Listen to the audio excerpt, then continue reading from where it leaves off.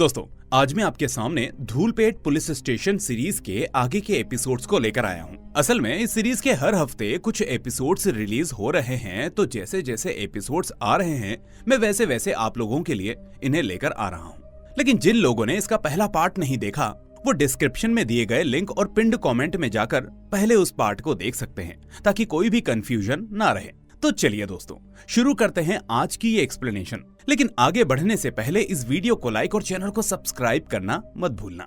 तो पिछले एपिसोड्स में हमने देखा था कि किस तरह वेट्री इन केसेस को हैंडल कर रहा था, लेकिन इसके बावजूद कमिश्नर धूलपेट में एक और एसीपी को भेज देता है जो उस केस की तफ्तीश में वेट्री की मदद करने वाला था।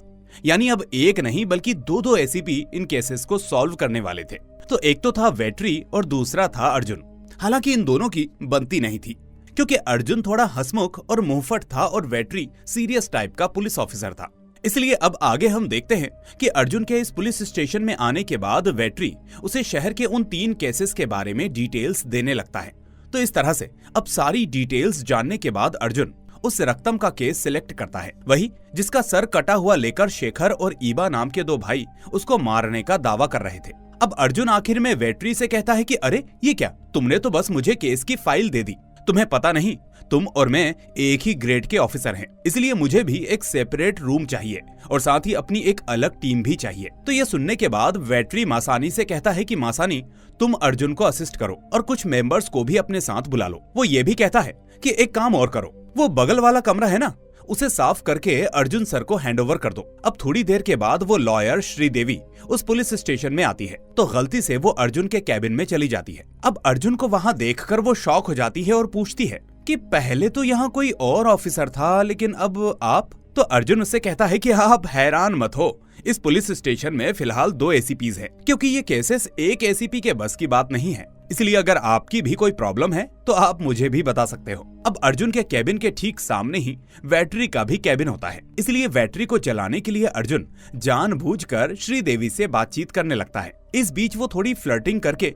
बातों बातों में अपना फोन नंबर श्रीदेवी को देने लगता है कि पुलिस वाले हमेशा आपकी सेवा में रहेंगे। फिर बाद में श्रीदेवी जब वेट्री के पास आती है तो वेट्री उससे कहता है कि अगर आपको सुकुमार के केस में कुछ बात करनी हो या जो भी कुछ पूछना हो तो आप सिर्फ मुझसे ही बात करिए, दूसरे एसीपी से नहीं। वो नए आए हैं और उनके पास सुकुमार का केस नहीं है। अब श्रीदेवी उससे कहती है कि ठीक है, मैं तो आपको कुछ देने आई थी, ये रहा कोर्ट का समन। अब आपको सुकुमार को जल्दी ही कोर्ट में पेश करना होगा। तो इस तरह वो नोटिस देकर श्रीदेवी वहाँ से चली जाती है। इसके बाद हम देखते हैं कि वेट्री और उसके टीम मेंबर्स दोबारा उस लॉज के पास जाते हैं जहाँ पर पहले वेट्री ने स्टे किया था। लेकिन पिछली बार जब वेट्री ने यहाँ पर स्टे किया था तो एक कमरे में ताला लगा हुआ था, इसलिए वो लॉज वालों से पूछता है कि आखिर उस रूम में कौन रुका था। तो पूछताछ करने पर वेट्री को ये बात पता चलती है कि उस लॉज के ओनर ने उस बंदे से आईडी ही नहीं ली थी, जिस वजह से रजिस्टर में उसका कोई रिकॉर्ड नहीं है। तभी वहाँ पर काम करने वाला वो बच्चा भी वेट्री से कहता है कि सर,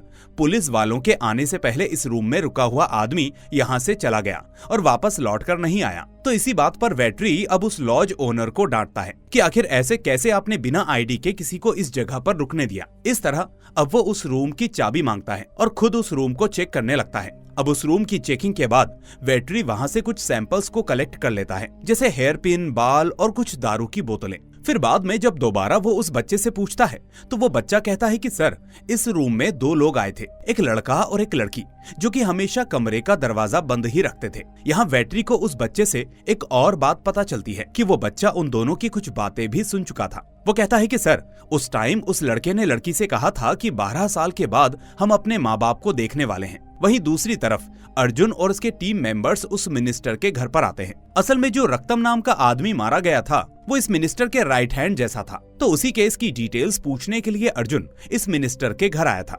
यहाँ इस मिनिस्टर की एक बेटी होती है जो कि अर्जुन की बहुत बड़ी फैन होती है। फैन इसलिए क्योंकि अर्जुन इंस्टाग्राम में काफी सारी रील्स बनाता है और अच्छी खासी फॉलोइंग भी है। वो कहती है कि सर, मैं तो आपकी बहुत बड़ी फैन हूँ और आपकी हर वीडियो को देखती हूँ। दूसरी तरफ वेट्री का टीम मेंबर उसके पास आकर कहता है कि सर, लॉज में जो हेयर सैंपल पाए गए उसका डीएनए टेस्ट हो चुका है। डॉक्टर का कहना है कि वो बाल असल में सर के कटे हुए बाल नहीं थे और साथ ही दारू की बोतल पर जो फिंगरप्रिंट्स पाए गए वो हमारे क्रिमिनल रिकॉर्ड्स में कहीं भी नहीं है। यानी उस कटे हुए सर को डिस्पोज करने के लिए डंप यार्ड में डाला गया, लेकिन वहां पर ऑलरेडी आग होने की वजह से वो सर जल गया, जिसका मतलब जानबूझकर उस सर को जलाया नहीं गया। अब वेट्री कहता है कि शायद उन दोनों के उस लॉज से बाहर जाने के बाद ही उनके साथ वो घटना हुई होगी। अब उसी रात जब श्रीदेवी वापस अपने घर पर आती है तो शॉकिंगली देखती है कि वेट्री भी उसी की कॉलोनी में एक घर में रहने आया है। लेकिन असली दिक्कत तब शुरू होती है जब वो देखती है कि वो उसी के ऊपर वाले रूम में रहने आया है। अब एक तो पहले से ही श्रीदेवी उससे खुश नहीं थी, क्योंकि सुकुमार के केस में वो वेट्री से काफी नाराज थी। ऊपर से वो उसे अपने ऊपर वाले रूम में देखकर गुस्से से भर जाती है। इसलिए अब वो घर के ओनर को बुलाकर उसको डांटने लगती है कि आपने किससे पूछकर ऊपर वाला कमरा रेंट पर दिया। तो घर का ओनर कहता है कि ये मेरा घर है, मेरी मर्जी में किसी को भी दूं, और वैसे भी वो आदमी पुलिस वाला है, कोई गुंडा मवाली नहीं। ऊपर से अब तो मैंने सारा एडवांस भी ले लिया है और एग्रीमेंट भी साइन करवा लिया, इसलिए अब कुछ नहीं हो सकता, तुम दोनों ही एडजस्ट कर लो। अब असल में बात यह है कि वेट्री जानबूझकर श्रीदेवी के घर के ऊपर रहने के लिए आया था, ताकि वो उसके बारे में अच्छे से जान और समझ सके। दूसरी तरफ अब अर्जुन अपने टीम मेंबर्स के साथ उस रक्तम के घर जाता है और उसकी बीवी से पूछताछ करने लगता है। यहाँ उसे पता चलता है कि यह रक्तम उस दिन सुबह सवेरे जॉगिंग पर गया था और उसी वक्त उसके साथ वो घटना हुई। वो ये भी कहती है कि भले शेखर और ईबा ने इस जुर्म को कबूल किया है, लेकिन वो दोनों मेरे हस्बैंड का बाल भी बांका नहीं कर सकते। उन्होंने तो बस अपनी इमेज को बढ़ाने के लिए इस जुर्म को कबूल किया है।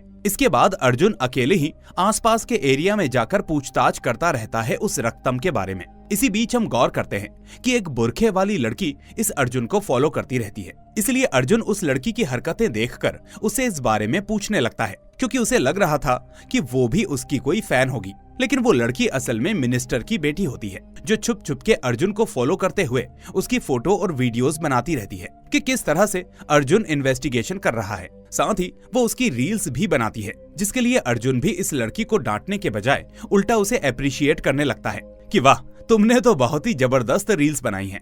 चलो अब जल्दी से उन्हें पोस्ट कर दो, मैं लाइक करूंगा। बाद में अर्जुन और उसके टीम मेंबर्स उस चंद्रा के घर पर जाते हैं। चंद्रा वही है शेखर और ईबा की माँ। अब अर्जुन उससे कहता है कि आपने तो अपने दोनों बेटों को अच्छा खासा पढ़ाया लिखाया, लेकिन अब वो दोनों पुलिस कस्टडी में हैं और वो भी एक मर्डर के केस में, तो क्या आपको इस बात से दुख नहीं होता? तो इस पर चंद्रा कहती है कि मुझे ये जानकर खुशी भी है और दुख भी है। मैं अपने दोनों बच्चों को उनके बचपन से ही यही बात कहती रही कि किसी न किसी दिन तुम दोनों को ही तुम्हारे बाप के हत्यारों को मारना होगा। तो आज मेरे बेटों ने मेरा बदला पूरा कर लिया, इसलिए इस बात से मैं बहुत खुश हूँ। अब अर्जुन उससे कहता है कि चलो मान लिया कि आपके दोनों बेटों ने उस रक्तम को मार दिया, लेकिन बॉडी के बारे में पूछने पर उन दोनों को कुछ भी नहीं पता। वो बस पुलिस को गुमराह कर रहे हैं। अरे उन्होंने जुर्म किया है और उसे कबूल भी कर लिया है, तो फिर बॉडी के बारे में बताने से पीछे क्यों हट रहे हैं? इसलिए मुझे तो शक है कि उन्होंने ही उसको मारा होगा या फिर कोई और ही किसी और के काम का फायदा उठा रहा है। तो इस बात पर चंद्रा उसे कोई जवाब नहीं देती। फिर बाद में अर्जुन वापस पुलिस स्टेशन आकर अपनी टीम को गैदर करके इस केस के बारे में कुछ बातें करने लगता है। वो कहता है कि रक्तम की बीवी ने ये कहा था कि उस दिन भी सुबह रक्तम वॉकिंग पर गया था, लेकिन वो बात गलत है, क्योंकि सच तो ये है कि उस दिन सुबह रक्तम वॉकिंग पर गया ही नहीं था। साथ ही एक और बात यह है कि रक्तम कहीं और मरा पड़ा था और ये देखकर शायद शेखर और ईबा ने उसका सर काट लिया होगा और उसे अपने हाथ में ले आए होंगे। दूसरे दिन सुबह वेट्री नहाने के लिए रेडी हो रहा होता है तो वो देखता है कि उसके बाथरूम में पानी नहीं आ रहा और ना ही उसके रूम में बिजली होती है। जबकि ये चेक करता है तो श्रीदेवी के घर में सब कुछ चल रहा होता है। असल में वेट्री को तंग करने के लिए ही श्रीदेवी ने इसके घर की लाइट और पानी का मोटर ऑफ कर दिया था। इस तरफ रक्तम का साला कुछ आदमियों के साथ पुलिस स्टेशन पर आकर धरना करने लगता है। वो कहता है कि अभी तक पुलिस वालों ने रक्तम की बॉडी को फाइंड आउट नहीं किया, जबकि हमको रक्तम की बॉडी चाहिए उसकी अंतिम क्रिया के लिए। अब अर्जुन पहले तो उसे इशारे में समझाता है, लेकिन जब वो नहीं मानता तो वो उसे साइड में ले जाकर अच्छे से समझाकर पिटाई करके वहां से भेज देता है और कह देता है कि जब भी बॉडी मिलेगी मैं खुद तुम लोगों को इन्फॉर्म कर दूंगा, लेकिन इससे पहले अगर तुम मुझे यहाँ फिर से नजर आए तो मैं तुम्हें अच्छे से लाल कर दूंगा। अब दूसरे दिन जब वेट्री जॉगिंग पर जा रहा होता है तो ये देखता है कि श्रीदेवी किसी प्लम्बर को बुलाकर अपना मोटर रिपेयर करवाती है। अब श्रीदेवी वेट्री को यहाँ पर देखकर उससे कहती है कि ये सिर्फ मेरे अकेले की प्रॉब्लम नहीं है, इसी मोटर से आपके घर को और मेरे घर को पानी आता है, इसलिए जॉगिंग पर जाने से पहले आप यहाँ पर आकर इस बंदे की मदद करिए। तो इस तरह से वो वेटरी के हाथ चाय बिस्किट भी मंगवाने लगती है और मोटर के कुछ सामान भी। लेकिन फाइनली वेटरी खुद उस पानी की मोटर को ठीक कर देता है, जिसके बाद धीरे धीरे श्रीदेवी भी वेटरी को लाइक करने लगती है। इस तरफ अर्जुन और उसके टीम मेंबर्स रक्तम की दूसरी वाइफ कांचना के घर पर जाते हैं। एक्चुअली ये कांचना एक सीरियल एक्ट्रेस होती है। अब अर्जुन उससे पूछता है कि वो रक्तम तो एक राउडी था, जबकि आप एक एक्ट्रेस हैं, तो आप दोनों के बीच कनेक्शन कैसे हुआ? तो कांचना उसको बताती है कि एक्चुअली रक्तम ने ये घर शूटिंग के लिए बनवाया था ताकि वो इस घर को शूटिंग के लिए किराए पर दे सके। और इसी बीच जब एक दिन ये एक शूट में शामिल थी तो अचानक रक्तम वहाँ पर आ गया और उसी दिन से कांचना को लाइक करने लगा। उसके बाद जहाँ पर भी कांचना शूटिंग पर जाती, रक्तम उसे वहाँ फॉलो करने लगा। फिर इंडस्ट्री में इन दोनों के बारे में अनाप शनाप बातें होने लगी, इसलिए ये रूमर सुनने के बाद रक्तम ने कांचना से शादी कर ली और ये घर भी उसके नाम कर दिया। अब अर्जुन पूछता है कि आप दोनों के बीच का रिश्ता कैसा था? तो कांचना कहती है कि स्टार्टिंग में तो वो हर रोज मेरे घर पर आया करते थे, लेकिन उसके बाद दिन हफ्तों में बदलने लगे और फिर हफ्ते महीनों में बदलने लगे। आगे अर्जुन पूछता है, क्या आपको किसी पर शक है या उनकी किसी से कोई दुश्मनी थी? तो कांचना कहती है कि एक्चुअली रक्तम की फैमिली मतलब उसकी बीवी और उसका साला मुझे लाइक नहीं करते। यहाँ तक कि कई बार रक्तम का साला मेरे घर पर आकर मुझसे झगड़ा किया करता था कि मेरी वजह से उसकी बहन की जिंदगी बर्बाद हो गई, इसलिए मुझे तो उस पर ही शक है। इसके बाद जब मासानी उस घर की तलाशी लेने लगती है तो उसे बेड के नीचे एक तलवार नजर आती है। अब कांचना उससे कहती है कि एक्चुअली ये तलवार रक्तम ही यहाँ पर लेकर आया था, वो भी अपने बर्थडे के दिन केक काटने के लिए। और इस तरह से वो उसे उस बर्थडे वाली फोटो भी दिखाने लगती है जिसमें रक्तम इसी तलवार को लेकर खड़ा था। अब अर्जुन इस तलवार को फौरन जब्त कर लेता है ताकि वो उस पर लगे फिंगरप्रिंट्स को आइडेंटिफाई करवा सके। उधर उसी रात जब श्रीदेवी वापस अपने घर पर जा रही होती है तो तभी दो पुराने कैदी श्रीदेवी का रास्ता रोककर उसको मारने की कोशिश करने लगते हैं, क्योंकि श्रीदेवी ने ही एक केस में इन दोनों को जेल भिजवाया था। फिर श्रीदेवी इन दोनों से जबरदस्त फाइट करती है, लेकिन ठीक उसी वक्त वेटरी भी वहां आकर इन दोनों से फाइट करके फौरन पुलिस वालों को बुलाकर इनको गिरफ्तार करवा देता है। अब इस काम से श्रीदेवी उससे और इम्प्रेस हो जाती है और इसी हाथापाई के दौरान वेटरी को थोड़ी सी चोट लग जाती है, इसलिए श्रीदेवी अब वेटरी को अपने घर पर लाती है और उसकी मरहम पट्टी करती है। साथ ही डिनर का टाइम होने की वजह से ये दोनों वहीं पर बैठकर डिनर भी करने लगते हैं। दूसरे दिन अर्जुन को उस मिनिस्टर की बेटी प्रिया कॉल करके किसी कैफे में मिलने के लिए कहती है, क्योंकि उसे केस के बारे में अर्जुन को कुछ इम्पोर्टेंट बातें बतानी होती हैं। अब अर्जुन प्रिया से मिलने के लिए उसी कैफे पर जाता है तो प्रिया के हिसाब से उसने अपने पिता की कुछ बातों को सुना था, जिसके बारे में बताने के लिए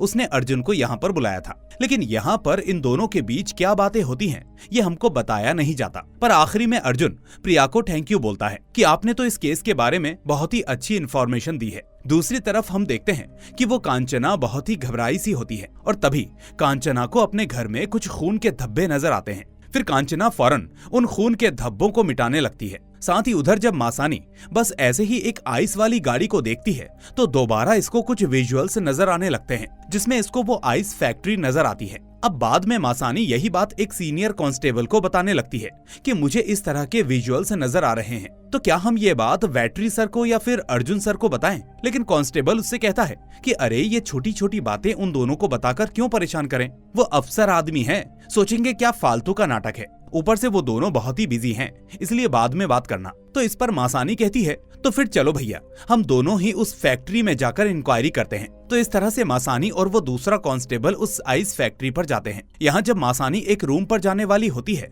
तो एक आदमी उससे कहता है कि मैडम यहाँ पर किसी को भी आना अलाउड नहीं है क्योंकि हम आइस को स्टोर करते हैं। लेकिन मासानी उससे कहती है कि जो भी हो, लेकिन फिलहाल तुम इस रूम को ओपन करो। इस तरह जब उस रूम को खोला जाता है तो वहाँ उसके अंदर जाकर देखने पर सच में काफी बड़े बड़े आइस क्यूब्स होते हैं। लेकिन इसके अलावा इन दोनों को वहाँ पर कोई और खास सबूत नहीं मिलता, जिस वजह से ये दोनों वापस से चले जाते हैं। फिर उनके जाने के बाद हमें दिखाया जाता है कि उसी रूम में एक बड़े वाले आइस क्यूब के अंदर किसी की बॉडी रखी होती है, जो या तो रक्तम की भी हो सकती है या फिर संध्या की। अब दूसरे दिन वेटरी उस सुकुमार को हॉस्पिटल पर लेकर जाता है और उसका ट्रीटमेंट करवाकर दोबारा उसे लॉकअप में बंद करने लगता है, क्योंकि थोड़ी देर के बाद उसे सुकुमार को कोर्ट में पेश करना होता है। तो उसी वक्त पुलिस वाले एक चोर को गिरफ्तार करके ठीक उसी लॉकअप में उसे बंद कर देते हैं। यहाँ वो चोर सुकुमार से बात करने की कोशिश करता है, लेकिन सुकुमार इससे बात करता ही नहीं। और तभी हमको ये बात पता चलती है कि वो चोर असल में सुकुमार को मारने के लिए ही यहाँ पर आया है। इस तरह जब वो बंदा सुकुमार का गला काटने ही वाला होता है, तभी उसी वक्त वेट्री वहां आकर और उन दोनों को एक ही सेल में देखकर सभी पुलिस वालों को डांटने लगता है कि इन दोनों को एक ही लॉकअप में क्यों बंद किया, फौरन इन्हें अलग करो। तो इस तरह से सुकुमार को वो दूसरे लॉकअप में बंद करने लगते हैं। दूसरी तरफ उस प्रिया का फादर एमएलए किसी दूसरे आदमी को बुलाकर एक काम सौंपने लगता है कि जब पुलिस वाले शेखर और ईबा को कोर्ट ले जा रहे होंगे तो उसी रास्ते पर तुम्हें उन दोनों को मार देना होगा, और अगर तुम ऐसा कर दोगे तो मैं तुम्हें रक्तम का प्लेस दे दूंगा, उसके सारे धंधे और उसके सारे एरिया तुम्हारे होंगे। तो इस तरह से ये आदमी इस काम के लिए ओके कह देता है। उधर थोड़ी देर बाद पुलिस स्टेशन में अर्जुन वेट्री से आकर कहता है कि वेट्री, प्लान में थोड़ा सा चेंजेस करते हैं। वो कहता है कि मैं जानता हूँ कि सुकुमार का केस तुम ही डील कर रहे हो, इसलिए चलो यहाँ पर एक काम करते हैं। मैं कोर्ट में सुकुमार को लेकर जाऊंगा और तुम शेखर और ईबा को लेकर आ जाओ। असल में बाहर मीडिया वाले हैं और सारे मीडिया वालों का फोकस शेखर और ईबा पर ही है, इसलिए मैं प्रेशर में आ जाऊंगा। तो इस तरह से वेट्री भी सिचुएशन के अकॉर्डिंग उसे हाँ कह देता है। फिर जब वेट्री शेखर और ईबा को कोर्ट के पास लेकर जा रहा होता है तो कुछ लोग अचानक इसकी गाड़ी को फॉलो करने लगते हैं। अब फाइनली किसी जगह पर आने के बाद वो लोग वेट्री की गाड़ी को रोक लेते हैं उन दोनों को मारने के लिए, लेकिन यहाँ वेट्री उन गुंडों से जबरदस्त तरीके से फाइट करने लगता है और फिर इसी फाइट के दौरान वेट्री अपनी गन निकालकर कुछ लोगों को मार भी देता है। इस बीच यहाँ पर अर्जुन भी आकर उन गुंडों से फाइट करता है और तभी पुलिस वालों को ये बात पता चल जाती है कि अर्जुन की गाड़ी में सुकुमार मौजूद नहीं है। अब थोड़ी देर के बाद कमिश्नर यहाँ पर आकर स्पेशली वेट्री को बहुत डांटने लगता है कि वेट्री, तुमने इन लोगों का एनकाउंटर क्यों किया। तो वेट्री अपना एक्सप्लेनेशन देने लगता है कि सर, अपनी जान और एक्यूज की जान बचाने के लिए मुझे ये करना पड़ा। लेकिन कमिश्नर उससे कहता है कि अगर तुम गोली ही चलाने वाले थे तो पैरों पर मारते। बताओ, अब मैं मीडिया वालों को और अपने सीनियर ऑफिसर्स को क्या जवाब दूंगा। साथ ही वो कमिश्नर अब अर्जुन को भी डांटने लगता है कि तुम्हारी गाड़ी में सुकुमार था, अब वो कहाँ गया पता नहीं, तुम दोनों अब क्या करोगे। लेकिन अब मुझे ये केस अगले 3 दिन में सॉल्व चाहिए, वरना तुम्हारे साथ डिपार्टमेंट जो करेगा उसका जिम्मेदार मैं नहीं होऊंगा। और इस तरह से वो अपनी बात कहकर वहां से जाने लगता है और इसी के साथ ये एपिसोड भी यहीं पर खत्म हो जाते हैं। अब दोस्तों, अगले वीडियो में हम इसके आखिरी के सभी एपिसोड्स को कवर करेंगे जो कि अगले हफ्ते आएंगे। लेकिन उससे पहले आप इस वीडियो को लाइक और चैनल को सब्सक्राइब कर लीजिए। साथ ही आप अपने दोस्तों को इस सीरीज को रिकमेंड कर सकते हैं, उसको सोशल मीडिया पर शेयर करके। लेकिन अगर आप खुद पहली बार इस चैनल पर आए हैं तो इसको सब्सक्राइब करके बेल आइकन दबा दीजिए ताकि कोई भी वीडियो आपसे मिस ना हो। अब मैं आपसे मिलूंगा अगली ऐसी ही वीडियो में। Till then, take care and thanks for watching.